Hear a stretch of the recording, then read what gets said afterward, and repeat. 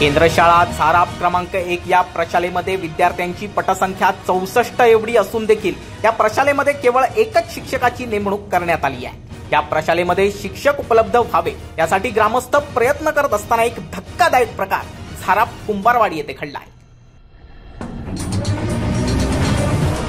नेमळे हायस्कूलच्या शिक्षकांनी झाराप केंद्र शाळेच्या विद्यार्थ्यांना नेमळे हायस्कूलमध्ये शिक्षणासाठी घेऊन जाण्याचा प्रकार त्या ठिकाणी घडला। ते सर आले आणि आम्हाला सांगितले की तुमचं हे नुकसान होणार, शाळा बंद आहे, त्यामुळे तुम्ही आमच्या शाळेत या आणि वगैरे वगैरे सांगितलं। मग आम्हाला गाडी येणार सोडायला असं सांगितलं आणि हे नुकसान झालं की तुमची परीक्षा राहणार, हे राहणार असं सांगितलं त्यांचे। कुठची शाळा बंद होणार म्हटलं त्यांनी? केंद्र शाळा नंबर 1। आणि हे कुठल्या शाळेत बोलवत होते? कुठच्या शाळेत? नेमळे हायस्कूल। झाराप गावातील स्थानिक ग्रामस्थांशी संवाद साधलाय आमचे प्रतिनिधी चिन्मय खोकले यांनी। नमस्कार दर्शको, आपण आता आहोत झाराप कुंभारवाडी या ठिकाणी। दर्शको, आपल्याला माहितीच आहे झाराप केंद्र शाळा या ठिकाणी विद्यार्थ्यांची पटसंख्या असून देखील शिक्षक फक्त एकच आहे। शिक्षक या ठिकाणी कमी पडतात, त्यामुळे ग्रामस्थ जे आहेत ते शिक्षक शाळेला उपलब्ध व्हावे यासाठी प्रयत्न करत आहेत। आणि असं असताना देखील झाराप कुंभारवाडी या भागातील विद्यार्थ्यांना नेमळे हायस्कूलमध्ये कन्व्हेन्स करून नेण्याचा प्रकार नेमळे हायस्कूलच्या शिक्षकांकडून या ठिकाणी घडला होता। झाराप उपसरपंच मंगेश गावकर आपल्यासोबत आहेत। काय सांगाल या प्रकाराबद्दल? एकंदरीत या प्रकार सांगण्याच्यामध्ये शिक्षकांनीच कट रचला शाळा बंद करण्याचे। जिल्हा परिषद शाळा 1 नंबर शाळा आमची झाराप गावची शाळा आहे आणि हायवे लगत आहे। विद्यार्थ्यांची पटसंख्या जास्त आहेत आणि शिक्षक आमच्याकडे कमी आहे, पण एकच शिक्षक आहेत, एवढ्या शिकू शकत नाही। आम्ही बीडीओ साहेबांसाठी बोलणं केलं आहे, सगळ्या बीडीओ साहेबांशी बोललो आहे, पण बीडीओ साहेब येत्या म्हणून अजूनही आमच्याकडे शिक्षक आलेच नाही आणि त्यामुळे आम्ही अजूनही शाळा बंद केली। आणि त्या बंद असताना सुद्धा शेजारचा गाव नेमळे हायस्कूल पंचक्रोशीचे शिक्षक आमच्या कुंभारवाडी देऊन आमच्या विद्यार्थ्यांना कन्व्हेन्स करून त्यांना नेण्याचा कट रचला आहे। म्हणजे आमची 1 नंबर शाळा बंद पडण्याचा प्रयत्न करतायत नेमळे हायस्कूलचे शिक्षक।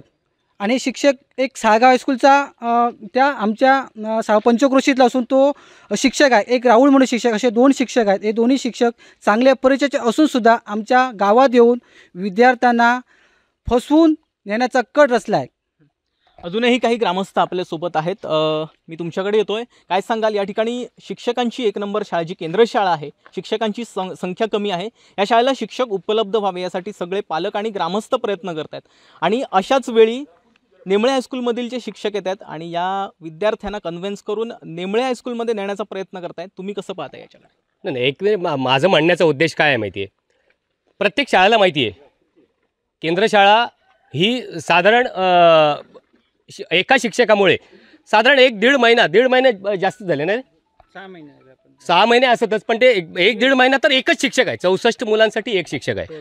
आणि या संदर्भात पालकांनी जागरूक होऊन साधारण गेली 15 दिवस अहोरात्र प्रयत्न केलेत। बीडीओकडे जा, ह्याच्याकडे जा, त्याच्याकडे जा, पदाधिकारी आण, हे आण, ते आण, भावई मंदिरात, म्हणजे शाळा बंद 2 वेळा शाळा बंद करून प्रशासनाला याची जाग आली नाही। शेवटी त्यांनी शेवटचा प्रयत्न म्हणून काल परवाच्या दिवशी आपल्या स्वखर्चाने ओरोसमध्ये जाऊन त्यांची कमिटमेंट घेतली की 2 शिक्षक देतोय म्हणून त्यांनी जेव्हा सांगितलं। आणि हा प्रकार चालू असताना, हा प्रकार चालूच आहे की शिक्षकाविना शाळा बंद आहेत आणि हा प्रकार चालू असताना एखादी शाळा येऊन त्या सदरील शाळेतील विद्यार्थ्यांना कन्व्हेन्स करून आपल्या शाळेत नेत असेल तर हा प्रकार खरोखरच लांछनास्पद आहे असं तर मला वाटते। आणि हा शिक्षकांनी किंवा एखाद्या शाळेने, ज्या शाळेत मुलांना संस्कार दिले जातात, हे संस्कार नाहीत, हे एक खुंटी रोवल्यासारखी होईल की असं होऊ शकतं। आणि हे जेव्हा एक नकळत्या मुलांना समजेल की असं होऊ शकतं आणि ह्याच्यात काय संस्काराचा विषयच राहिला नाही। एखाद्या शाळेने, कुठची शाळा, मी एखाद्या शाळेचं नाव घेत नाही, ही आता नेमळ शाळा आली ओके, पण आणि हे प्रकार अजूनपर्यंत चालूच आहेत, पण आत्ता जो प्रकार चालू आहे तो चुकीचा आहे। कारण आंदोलनं चालू आहेत पालकांची आणि त्यानिमित्त तुम्ही येऊन त्या पिरियडमध्ये येऊन तुम्ही एखाद्या मुलांना कन्व्हेन्स करून ती तिकडे नेताय, म्हणजे याचा अर्थ आता तुम्ही प्रसारमाध्यमांना माहिती आहे आणि मी सांगण्याचा काय हा विषयच नाही। असा प्रकार चालू असताना एखादं मूल शाळेतनं घेऊन जाणं ह्याचा अर्थ प्रत्येकालाच माहिती आहे आणि हे होऊ नये ह्याच्यासाठी जागरूक पालकांनी हा प्रकार केला आहे। आणि ह्याचा पालकांना असं नाही म्हणायचं आहे की त्या शाळेत कोणी जाऊ नये, शाळा ही शाळा आहे. प्रत्येक शाळेत जो शिक्षक शिकवतोय तो चांगलंच शिकवणार आहे याच्याबद्दल खात्री आहे. पण हे प्रकार होऊ नयेत असं तर आमचं मत आहे. आणि त्याच्यामुळेच रोषाला पात्र हे 2 शिक्षक राहिलेत. बरं, त्या शिक्षकांना पहिल्यांदा जेव्हा पालकांनी विचारलं की तुम्ही का आलात, कोणी पाठवलं, ह्याची उत्तरं त्या दोन्ही शिक्षकांकडे नव्हती. आणि त्याच्यामुळे ही प्रसारमाध्यमं म्हणा किंवा शाळेतील शिक्षक असतील किंवा सदस्य असतील किंवा मुख्याध्यापक असतील, प्रिन्सिपल असतील, त्याच्याशी देणं, त्यांना बोलवा.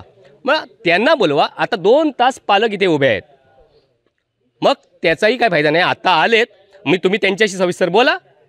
हे प्रकार तर चुकीचाच आहे असं तर मला वाटते स्पष्ट.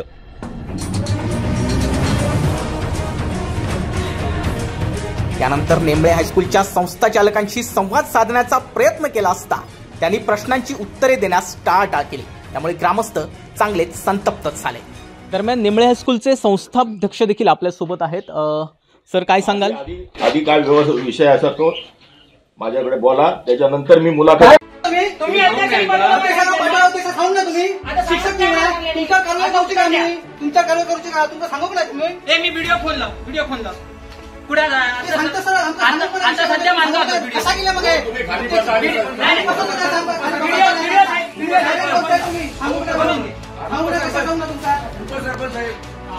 आपण इथे कुठलीही कारवाई झाली तरी हरकत नाही, पण आपण कुठेही कोणी खुर्ची सोडू नका. आणि खुर्ची सोडल्यानंतर जो प्रकार घडतो तो चुकीच्या मार्गाने. माझी शाळा बंद पडू नये म्हणून मी काय काही विचारतो. अध्यक्षांना माहित नव्हतं का? अध्यक्षांना माहिती नव्हतं का?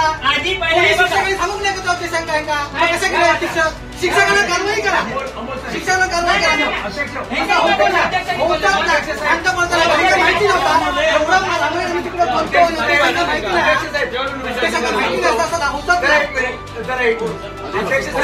माहिती अध्यक्ष साहेब, तुमच्याकडे गावाचं पद आहे आणि या गावात पंचक्रोशीच्या अखेरीमध्ये तुम्हाला लोक आज पद मिळायला मिळून रिस्पेक्ट देणार आणि ती खुर्चीवर बसून सुद्धा तुम्ही गेल्यानंतर कोणाच्या घरी सुद्धा तुम्हाला अध्यक्ष म्हणून तंटामुक्तीचे तुम्हाला रिस्पेक्ट देणार आणि ती द्यायची आहे. आणि तुम्ही त्या शांततेने बोलायचं. तुमच्या शब्दाला इथे आज मी तंटामुक्तीचे अध्यक्ष आता असलो तरी मी पहिला पालक म्हणून आहे आणि दुसरा म्हणजे मी माझी विद्यार्थी आहे आणि तिसरी गोष्ट म्हणजे मी या धाराचा रहिवासी आहे. त्याच्यामुळे मी विचारतो तंटामुक्तीचा आत्ताच्या आता सुद्धा मी राजीनामा देऊ शकतो. या गोष्टीसाठी आम्हाला पद नको, आम्हाला पद नको, आमची शाळा जिवंत पाहिजे. आम्हाला पदाची आवश्यकता नाही. आम्ही पद किती येतील आम्हाला शिक्षक पाहिजे. आज आम्ही आमच्या शाळेसाठी सगळं करतो. जर तुम्हाला जर असं बोलायचं असेल तर मुळीच वार्ता करू नका. आम्ही कायद्याची कारवाई करतो. थांबा एक मिनिट. त्यावेळी संबंधितांवर कायदेशीर कारवाईची मागणी ग्रामस्थांनी केली. गावचे तंटामुक्ती अध्यक्ष देखील आपल्यासोबत आहेत. काय सांगाल तुम्ही, ग्रामस्थांनी आता काय नेमका निर्णय घेतलाय? आमचा एकच निर्णय आहे की 6 महिने झाले जे शिक्षक यायला पाहिजे होते ती तारीख चुकीची आहे, वेळही चुकीची आहे. आमची केंद्र शाळा शिक्षकांना म्हणजे शिक्षक मिळावे म्हणून आमचं आंदोलनं चालू आहेत. त्या आंदोलनातले एखाद्या विद्यार्थी तुम्ही उचलून नेत आहेत, कधी येतात ते पण तुम्ही. आता हे आंदोलन चालू असताना 6 महिने झाल्यावर जर वार्षिक परीक्षेला निकाल लागला, तुम्ही फिरलात, ओके येते. आणि आता हे शिक्षक कार्यरत असताना शाळेच्या बाहेर आधी पडले कसे, हे गट शिक्षण अधिकाऱ्यांनी आधी आम्हाला सांगावं. मस्टरवर त्यांची सही असणार, हे पुरावे आम्ही सादर करणार गट शिक्षण अधिकाऱ्यांना की हे असे चालतं का तुमच्या शाळेनी. जर प्रायव्हेट जर हायस्कूलला हे चालत असेल तर त्या नेमळ्या हायस्कूलच्या आम्हाला उत्तर द्यावंच लागणार त्यांच्यानी. आम्ही कायदेशीर कारवाईचीच मागणी करणार आहोत. आम्ही गट शिक्षण अधिकाऱ्यांकडे ह्या कायदेशीर मागणीची ऑर्डर मी मागतो. वैयक्तिक मी झाराप गावाचा नागरिक असून याच्यासाठी आम्ही सर्व एकजूट होणार आणि त्यांच्यानी आम्हाला उत्तर द्यावंच लागणार. बरं, या शिक्षकांना तुम्ही याबाबत विचारलं तेव्हा शिक्षकांकडून काय प्रतिक्रिया आली? शिक्षकांनी सांगितलं की आम्हाला संस्थेच्या अध्यक्षांनी पाठवलं. संस्थेचे अध्यक्ष आता पाठवतात का, हा विषय आहे पहिलं. आता त्या संस्थेचे अध्यक्ष आलेलेच आहे. वैयक्तिक तुम्ही स्वतः प्रश्न विचारा, हे कितपत योग्य आहे की ज्या शाळेची जर आपली आंदोलन चालू आहे त्या शाळेचं तुमचं हे चालू आहे, त्या विद्यार्थ्यांना तुम्ही कशा काय उचलतात, किती योग्य त्याचे आहे ते. आमची मीटिंग गट शिक्षण अधिकाऱ्यांकडे टोटली चालू आहे, आमची मीटिंग चालू आहे. BDO साहेब आमच्याशी सहमत होते. आमच्या शिक्षणासाठी आम्ही प्रयत्न करतो, आमच्या मुलांच्या, आमची प्राथमिक शाळा चालू राहावी. का ह्यांच्यानी कटच रचला आहे की आमची प्राथमिक केंद्र शाळा आमची बंद करायची का? जर आमची विद्यार्थी संख्या कमी झाली तर पटसंख्या कमी झाल्यानंतर शिक्षक कमी होणार, हे इतपत सर्व शिक्षकांना माहीत असतं. तर त्या शाळेत जाऊन कशाला जायचं त्या विद्यार्थ्यांना? हे शिक्षक मोठे झाले, हे सुद्धा प्राथमिक शाळेतच शिकून मोठे झाले की नाही? पहिली ह्याची जाणीव ठेवावी ह्या शिक्षकांनी की ते प्राथमिक शाळेत येऊन मोठे झाले की नाही. त्याची जर त्यांना जाणीव असेल तरच ते हे पाऊल उचलणार ना, एखादी प्राथमिक शाळा बंद करावी म्हणून. त्याच्यानंतर हे शिक्षकांनी आधी आमचे मुलं उचलण्या अगोदर स्वतःची मुलं का नाही आणली? काही जे शिक्षक आले आहेत ते त्यांचे आहेत मिलाग्री हायस्कूलमध्ये शिकवतात, म्हणजे त्यांना आपल्या शिक्षणावर आपल्या मुलांवर विश्वास नाही आहे की आपण आपल्या मुलांना चांगलं शिक्षण देतो की नाही. हे इथून सुरुवात आहे. तर तुम्ही शेजारच्या गावाची त्या दुसऱ्या शाळेचे तुम्ही मुलांना कशाला उचलतात? तुमचे विद्यार्थी तुमचे मुलं आणि तुम्ही त्या शाळेची पटसंख्या वाढवा. त्याच्यानंतर मी अध्यक्षांना विचारतो की तुम्ही तुमच्या शिक्षक संस्थेमध्ये शिक्षण जे शिकवतात कर्मचारी आहेत त्यांना तुम्ही अट घाला ना, तुमची मुलं आमच्या शाळेतच शिकायला पाहिजे, ही अट घाला तुम्ही. बरोबर आहे ना साहेब? तुम्ही आता सांगा आम्हाला, तुम्ही अट घालून त्यांना कामावर ठेवा. तुमचे मुलं आमच्या शाळेतच शिकायला पाहिजे, तर तुम्ही शेजारच्या गावाची मुलं का उचलतात? ते पण तुम्ही हे चालू असताना, आंदोलन चालू असतानाच. धन्यवाद. थँक्यू. राजेश हेदळकरसह चिन्मय घोगळे, कोकणशाही, झाराप.